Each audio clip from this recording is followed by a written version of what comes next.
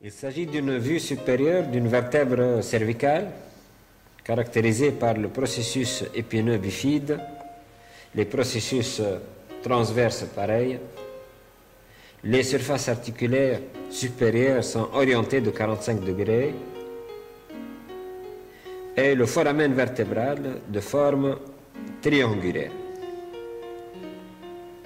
Le corps est parallélépipédique, présentant les processus insinés du côté droit et du côté gauche. Le processus transverse est caractérisé par le foramen transversaire traversé par l'artère vertébrale. Alors, au niveau du foramen vertébral, on distingue de la périphérie au centre le ligament jaune, le panicule adipeux intravertébral, la durmère, membrane épaisse et rigide, l'arachnoïde, qui délimite l'espace subarachnoïdien, remarquant que cet espace est plus large au niveau vertébral que crânien. Par la suite, on trouve l'apimère, membrane qui est très intime à la substance nerveuse centrale. À la périphérie, on distingue des sillons. Nous avons le sulcus antérieur, le sillon antérieur, le sillon antéro-latéral, le sillon postérolatéral, le lieu d'émergence des radicules des nerfs spinaux, et le sillon postérieur.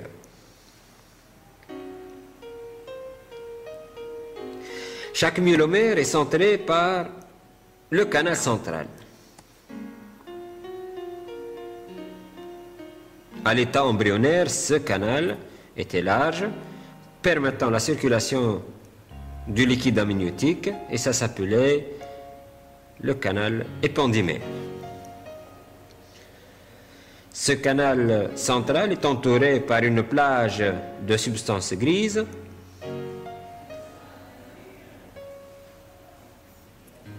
ayant une forme particulière au niveau de chaque segment de la moelle spinale, en forme de papillon au niveau cervical et lombaire, et en forme de H au niveau thoracique. La substance grise est constituée par une corne antérieure qui se caractérise par son bord dentelé, large, de forme carrée, la corne postérieure de forme triangulaire et la région intermédio-latérale entre les deux cornes antérieures et postérieures. La substance blanche se divise en cordons et on décrit le cordon antérolatéral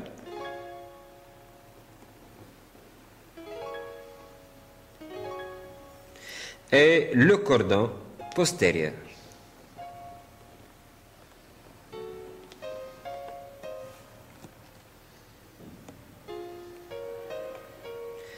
Alors, à partir de chaque myélomère, naissent deux nerfs spinaux, et chacun naît par deux racines, une racine antérieure motrice et une racine postérieure sensitive. Sur le trajet de la racine postérieure se trouve un renflement, c'est le ganglion sensitif spinal. Après un court trajet dans le foramen intervertébral, les deux racines se réunissent pour former, sur un très court trajet, le nerf spinal. Il devient donc mixte. Et à sa sortie du foramen intervertébral, le nerf spinal se divise en deux rameaux. Un rameau antérieur généralement volumineux, et un rameau postérieur grêle.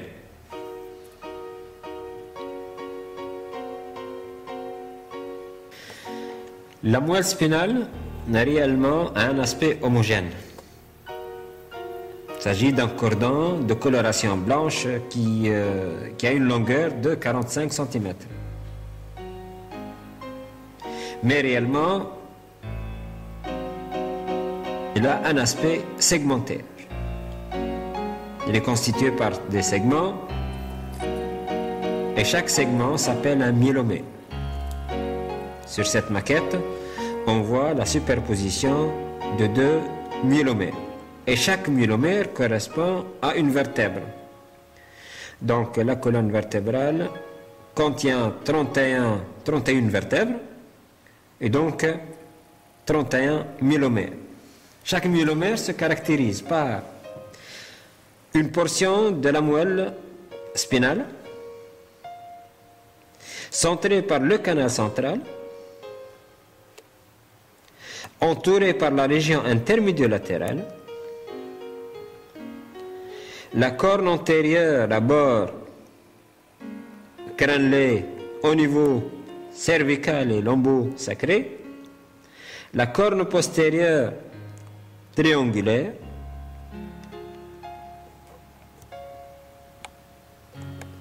à partir de la corne antérieure naissent les radicules qui forment la racine antérieure motrice et la corne postérieure reçoit les radicules parvenant des ganglions spinaux, du ganglion spinal correspondant, et les deux racines fusionnent, se réunissent pour former le nerf spinal.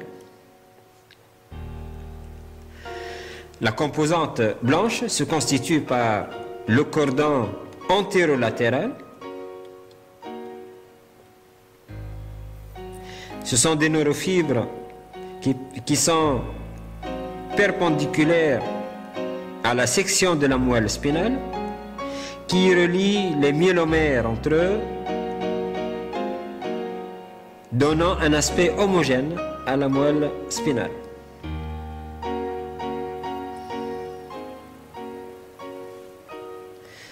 Là, il s'agit d'une coupe au niveau de la moelle